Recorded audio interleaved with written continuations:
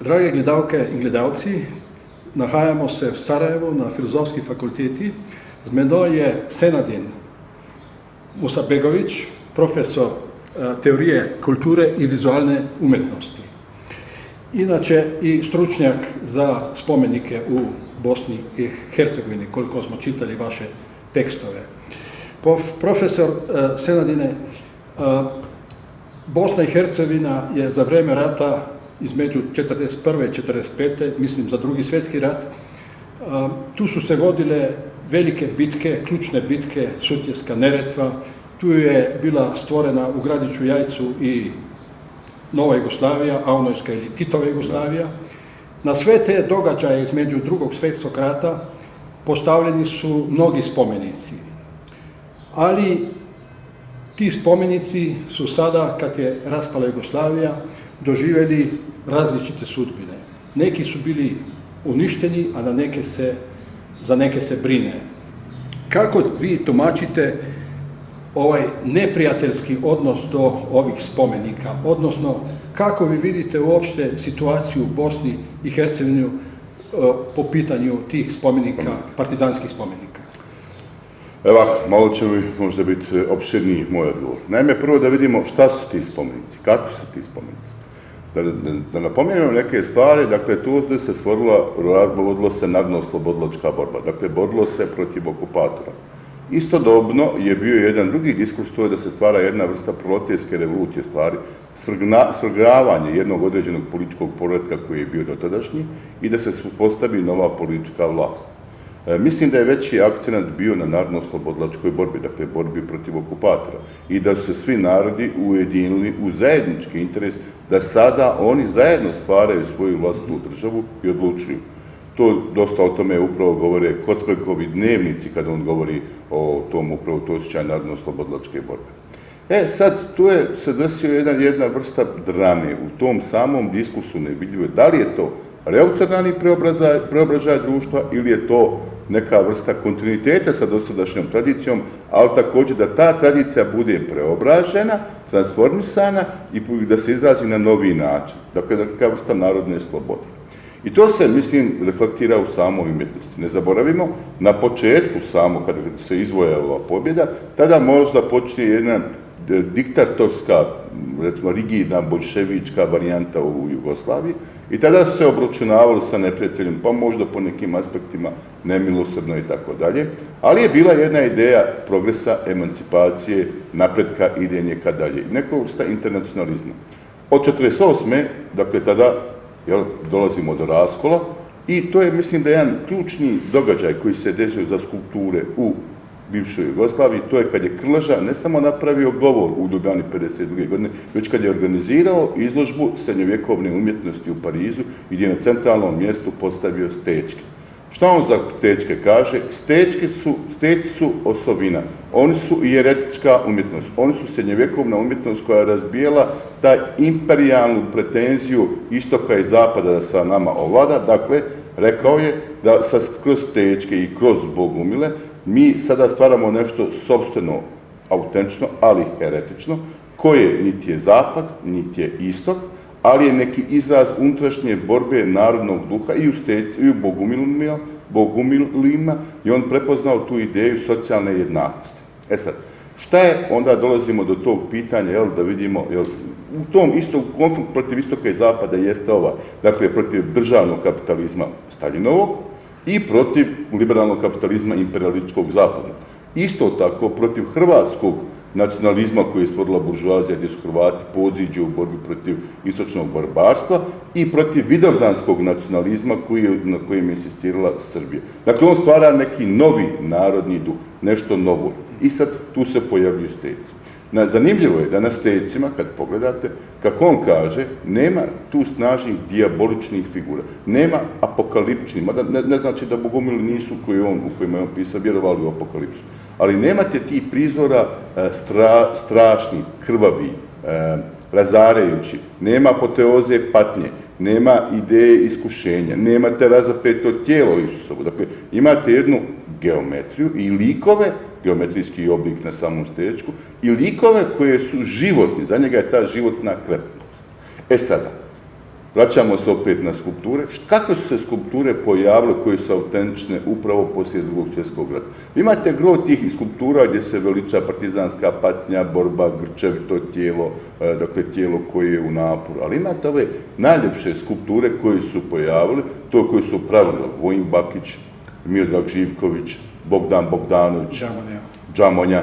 To su, dakle, poluapstraktne skulpture, ali koji na jedan konkretan način govore o samom životu. Dakle, iako su povezane uvijek te skulpture za neku vrstu stradanja, dakle, Kozara, onda imate Jasenovac, Sutjeska, sve je to povezano za jednu ideju smrti, ali tu smrt nije predstavljena kao neko, na primjer, kolektivno samozatvaranje, kao poziv na osvetu, kao poziv da se glorificira patnja. To je smrt prikazana kao jedna vrsta stvaranja nove političke volje u kojim se ide naprijed. Tu vrstu životnosti on je prepoznao i na stejcima. Samo naravno na stejcima ne možemo govoriti o tom kretanju ka naprijed, stvaranju novog čovjeka, stvaranju nove budućnosti i transformiranju dotadašnjeg istorijskog iskustva. Šta se dešava? Dakle, dešava se to da tada ta velika umjetnost, koja dakle nije bila ni istok ni zapad, u mnogome je možda i podražavala zapad jer je bila apstraktna, dakle govorim Džamonja i dakle ostalo, da u današnjem kontekstu ona gubi svoje značenje. Naprimjer, jedan umjetnik koji je napravio jednu najljepših skulptura za mene, skulptura Park Monument, to je Miodrag Živković. Naprimjer, on, dakle, njegov Sutjeska, dakle, skulptura Sutjeska, jeste kod dvije stijene koje se sudaraju, imate ponor i spasenje istodobno, gdje imate čitav taj pejsaž koji progovara kroz te dvije skulpture, gdje imate osjećaj statike, ali velike dinamike, kroz statiku dinamiku, je postao jedan banalni, trivialni, socrealistički skulptor koji je pravio skulpture za vojsku Republike Srpske na način da se glorificira razapeto tijelo nacionalno, dakle to nije socrealizam onog, naravno, komunističkog tipa, već nacionalnog tipa, koji koristi nacionalne simbole na jedan kičast i površan način. Da je došlo do trivijalizacije te ideje, da se na jedan određen način ta ideja emancipacije koja je postojala u tim skulpturama upravo trivijalizirala. Umenili sad ste ovaj spomenik na Sutjeski, ne? Što simboliše dve kolone partizana što se probiju iz ovog obruča, za razliku od Džamonija što je pravio na Kozare onaj obruč što ga nisu probili, ne? I na Sutjeski su bile velike žrtve, ne? Ali na Sutjeski, recimo, borili su se Hrvati, Dalmatinci, naročito, bili su Srbi, bili su Bošnjaci, bilo je čak oko 20 Slovenaca. Bila neka već nacionalna borba ljudi, borili su se za neki bolji svijet, ako može da kažem, za pravedniji svijet, ne? Ali sad se to pretvorilo, ovo bratstvo jedinstvo, recimo, borili se za bratstvo jedinstvo, što je Josip Broz Tito više puta, skoro u svakim govoru pomenuo, ne? To se, kako ste rekli, promenilo u mržnju i nacionalizam. Kako vi to tumačite? Kako je došlo do tog preobrata? Moja interpretacija je ta da nije istina ovo da ljudi nisu vjerovali u to neko što prožimanje, izraženo kroz bratstvo jedinstvo, prepoznavanja, već upravo kada se počela ta ideja rasklimavati da se to bratstvo jedinstvo pretvorilo u bratoubistvo, da se htjelo na jedan određen način ono što je blisko, što je slično, htjelo iz sebe izbaciti, transformirati i da se vrati tom nekom izvornom, kolektivnom, nacionalnom sopstvu. Dakle, mislim da tu, ako to je već i uvriježena činjenica, da ovdje nije rat bio zbog toga što su postojale razlike kulturološke, već postojala sličnost. I da se kroz rat i nasilje htjelo insistirati na tim nekom vrsti podjela, fiksiran. Ali problem ja nalazim i u tome što na jedan određen način sa tim podjelama bitno je bilo i također da mi više nemamo, jer ta vrsta bratstva jedinstva jeste jedan antiimperijalni mit, ne zaboravimo. Dakle, oni su na početku, partizani su govorili da oni se bore protiv imperializma, to je Đilas eksplicitno govorio i kaže da je bio u zabludi. Ne, dakle, za njih je i fašistička okupacija bila imperijalna okupacija. Dakle, mi danas smo sada današnjim malim državcama, želimo da se asimiliramo unutar neoliberalne zapadne liberalne tržišne ekonomije, želimo da budemo jedan dio toga, periferija toga koja će nas spasiti, izgubili smo svoju vlastitu samostalnost. To je, kako bi rekao, 90. godina kad ušimo to, upravo tu političku vjerovanje u stvaranje novog budućnosti, za mene je neka vrsta nesvjesnog autokolonijalizma, autogetoiziranja, ali sve pod izlikom da se idemo u svijet, da se integrišemo. I sada, znate, Krlež je fino rekao, kaže, Bosna nije, kaže, ni Mediteran, ni istok, ni zapad, ona je svoja, ali ako nije sve to, zbog toga će biti i zanimljivo. Mi ako smo samo mali patuljci koji imitiranom što na veliki kažu, mi nećemo imati svoj politički stav, bit ćemo jedna margina na povijest, a tada smo bili u istinu politički subjekt. Sam bih dodao i to, ovo što Krleža kaže, ja bih dodao, Bosna možda nije ni istok ni zapad, ali Bosna i istok i zapad i Mediteran. Ima integrativni element da se poveže. I to je zanimljivo da je za Krležu upravo Bosna bila taj neka vrsta integrativnog elementa. Kaže danas Abdullah Sidran, vrlo duhovito, nije Bosna bila Jugoslavija malo, već Jugoslavija je bila Bosna u velikom. Sad u neku ruku upravo ta ideja multikulturalizma, međuprožitnosti, Bosna da se razvije, da bude to centar gdje se u Bosni ne možete imati jedan fiksiran, zacementiran nacionalni mit.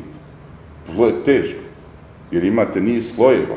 Možemo govoriti o nekima, vrlo je teško, imate, dakle, srednjovjekovnu crkvu, sad neko isporava da su bili bogumili, to ja ne ulazim u tu debatu, ali, dakle, imate srednjovjekovnu, imate utjecaj pravoslava, imate katoličanstva, veliki utjecaj islama, poveznica. I sad nacionalni homogeni mit u toj mješovitosti vrlo je teško uspostaviti kako se traže zapravo u mnogim segmentima zapadnoevropske, recimo tako, demokratije. Jer to je, znate, zapadnoevropska demokratija i ono se mahom smatra da je to vladavina pojedinca, vladavina samostalnog subjekta koji odlučuje o samom sebi, ali također svaka vrsta kapitalizma traži nacionalnu državu da je bude upravo garant te vrste liberalne tržišne ekonomije. I ona se uspostavlja kroz nacionalnu državu. Između ostalog smatram da je zapadni koncept evropske nacionalne države odgovoran za ovo krvoproliće koje se dešavalo 90. godina. To možemo vidjeti, ja mislim, evo sad malo idemo, to vidimo ako uzmemo knjigu Marka Mazovjera Solun. Gledajte, imate Solun koji je bio multietnički, multireligiozan, svaka grad izmiješan u svakoj varijanti. I kada se raspada Otomanska imperija, prvo što se radi, prebacuju se od 1929. godine Turci navodno iz Soluna u Tursku, a Grci navodno iz Izmira u Tursku. Gledajte, to etnički pitanje, da li su to bili Grci ili Turci, oni su bili muslimani, drugi su bili pravoslavni, nisu znali ni jezik. I to počinje taj neki nacionalni inženjering. Razbijanje imperijalne vlasti ovdje također počiva sa čvrstim fiksnim granicama gdje se ljudi klasificiraju, sistematiziraju, izbacuju i to je takozvano, to je Tuđmanu bila ta inspiracija za njegovo humanitarno preseljenje koje je jedna monstruozna akcija koja se desila.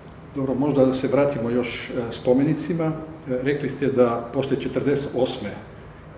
Počeli su ove apstraktne forme, brutalistične, betonske, što su radili Vojan Bakić, Đaronja i tako dalje, što su sad svjetsko priznate skroz ove skulpture, ove su saopštavali neku želju za bolji svijet.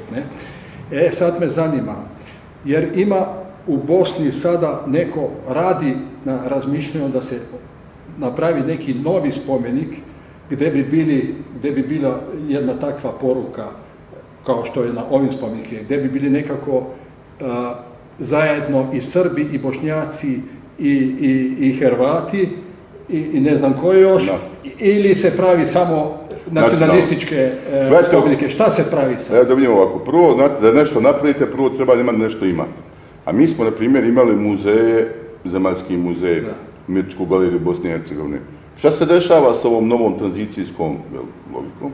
Ima da ti muzeji sad se zatvaraju, oni su uvijek pred kolapsom. Zbog čega? Zato što je država podijeljena. A ti muzeji su simbol nacionalnog pamćenja. Pa to je zanimljivo kako ove nacionalističke partije, nacionalističke koji počivaju nacionalizmu, ne mare, nehaje puno što im se muzeji zatvaraju. Dakle, oni čak ni vlastitu tradiciju ne žele puno da sačuvaju. A drugo, svi ti umjetnička galerija i muzeji su svjedoci, oni svjedoče o multietničkom karakteru Bosne i Hercegovine. Dakle, u Bosni i Hercegovini sada da se uspostavi nešto, da se poveže, treba sačuvati institucije koje postoje već i da bi se išlo iz temelja. Dakle, da bi to bio jedna vrsta temelja.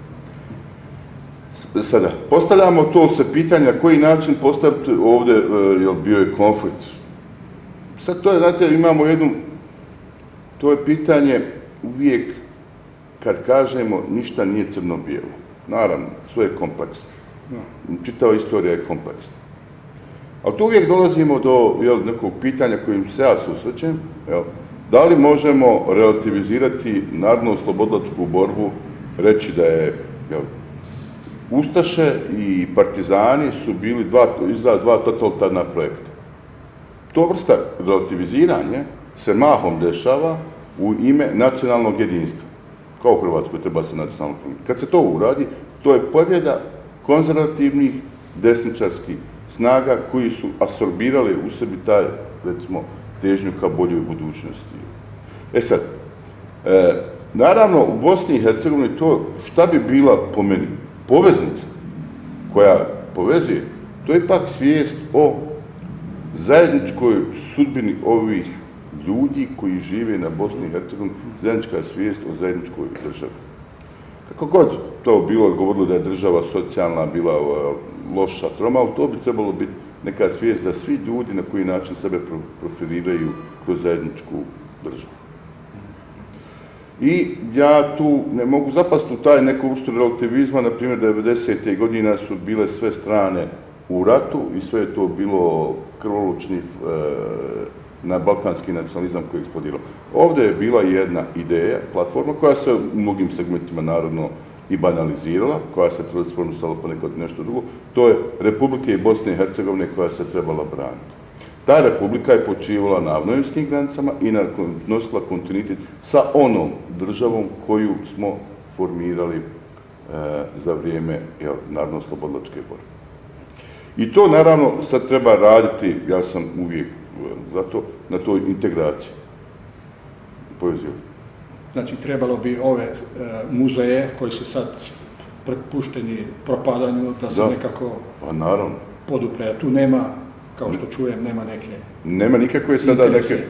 Pa, oni svi se... Dakle, to je sad problem. Znate, to je na državnom nivou, a države, druge entiteti, Republika Srpska hoće da se to podijeli, a onda federacija to... To ostaje u nekom, kako bi rekao, to je vanredno stanje, zakon se aplicira u neapliciranju tamo. Što bi rekao Gambar. Pomenuli ste ratno događanje, ne? Mi smo pratili ovu grupu Trio, što je radila ove plakate. Ne? Tamo mi je vrlo interesantno da oni nisu, obično je u ratnoj propagandi se neprijatelj demonizira, prikazuje se kao neka životinja, kao nešto strašno, ali u tim porukama što je pravila grupa Trio, nije bilo da se demonizira ili Bošnjake, ili Srbe, ili Hrvate, bili su protesti ovako protiv rata. Tako sam ja to vidio. Da, u tom kontekstu jeste, dakle, problematiziranje rata i to je, oni su pravili jednu vrstu kritika same medijske proizvodnje slike u ratu. Kako mediji proizvode slike u ratu i na koji način se to osjeća neka vrsta identifikacije ili sažaljivanja. To je veliki problem u ratu bilo ako neko uslika neku djevojčicu, fotograf, koja je povrijeđena i ta fotografija postane simbol, onda svako zapad reaguje, zapadno javno mnijenje reaguje. Što znači, pa šta je sa djevojčicama koji nisu bile uslikane? Šta ako fotograf nije dobro uslikao tu djevojčicu? Ako je nije dobro uslikao, onda ona nije simbol, dakle, empatije, sažaljivanje koje je zapad ima. I to su mnogo, na jedan određen način, upravo grupa Trio to problematizirala kroz mnoge aspekte. Tako to smatram. Pitao bih još, za vreme Jugoslavije bilo sve republike i pokrajine imali su jedan grad koji se zvao po Titu. Recimo u Sloveniji Tito Velenje, u Bosni je bio Titov Trvar i tako dalje. I onda svi ti gradovi su promenili poslije raspada ime. Nema više ni jedan ne nosi ime po Josipu Brozi Titu. Zanima šta se desilo sa Titovim imenom u Sarajevu. Je došlo do nekih promjena ulica, otklanjanja njegovih skulptura, je bilo neki njegov kip ili... Da, i sad imate kip ovdje upravo u kampusu univerzitetskom postoji njegov kip, mislim da je to kopija Vojina Bakića. Imate u muzeju Revolucije, glavna ulica se zove po Josipu Brozu Titu. Znači nije promijenjeno? Ne. Ostalo je? Ostaje, Titova ulica se zove. Ne, nije promijenjeno. Kako to tumačite? Pa mislim da ljudi ovdje i dalje imaju dobranu svijest o tome da je Titova politika bila emancipatorska politika, da Tito je radio na povezivanju i da, a sama po sebi Bosna jeste ta vrsta povezivanja, ona može da funkcioniše na nivou povezivanja. Druga stvar, Tito je napravio jedan antiimperijalni projekat globalno. Nesvrstane. I Tito u tom kontekstu, možemo ovako razmišljati, je bio jedan od najvećih lidera muslimanskog svijeta u 20. vijeku. Taj muslimanski svijet u to doba je se smatrao treći svijet, a sada to sa ovim idejom sukoba civilizacija dobija jednu novu osnovu da je to nekompatibilna civilizacija u kojem, dakle, liberalna demokratska civilizacija mora da ratuje Huntingtonova ideja protiv ove druge. Ali Tito je dao jedan emancipatorski projekat. I kad vidimo, Zapad je mahom njegove te zemlje koji su njegov projekat emancipatorski na jedan loš ili dobar način slijedi, bombardovali Libiju, Irak, pa i Siriju. I uvijek su finansirali te ekstremno desničarske, ekstremno radikalne grupe kao što su Bin Ladena finansirali uz Afganistan. Uvijek su, i kao da nije bilo intervencije u Iraku, nikad se ISIL ne bi pojavio. Dakle, tu stoji dobrano jedna odgovornost Zapada, Tito je dao jedan model emancipacije. Bila je podjela na zapad i istok, ali onda je Tito sa nesvrstanima nekako došao do toga da ima i sjever i jug, znači razvijen i nerazvijen, da je to pitanje. Da sad zapad i istok, jer sjever i jug, on isto tu postavlja. Ali on je uveo Aziju i Afriku u Evropu. I pogled, dolazili su ovdje studenti u Ljubljanu, pretpostavljam sad to, i živjeli ovdje, studirali i vraćali se u svoje zemlje da grade svoje zemlje. A danas samo govorimo treba primiti izbjeglice, naravno treba primiti, o tome to je jedno veliko pitanje, ali to niko ne pomišlja, pa možda on mogu da grade svoju vlastitu zemlju.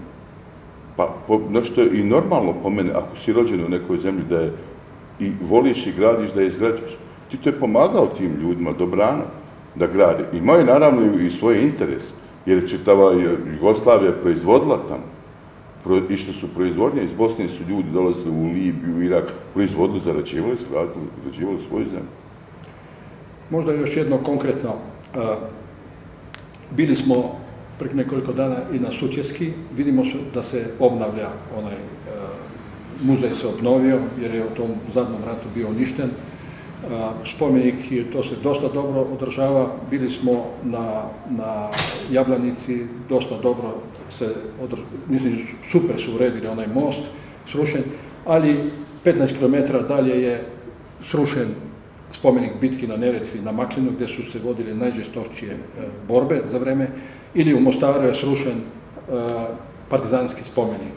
Kako vi razumijete ove konkretne slučajeve? Ko to radi? Zašto to radi? Pa u Mostaru imate direktno, to su dakle, te recidivi desničarske grupacije koje na jedan određen način se nastavljaju na politiku NDH, dakle na jedan određen način glorificiraju. Isto tako dakle, u tim raznim vandalizmu, dakle imate tu te koji su napravili jedan istorijski kompromis, priznali i tu poraženu stranu u Drugom svjetskom ratu kao borce za nacionalnu istinu, dakle oni to rade. I sve te snage koje dalje žele da podijele Bosnu i Hercegovinu. Hvala na razgovoru. Hvala vam.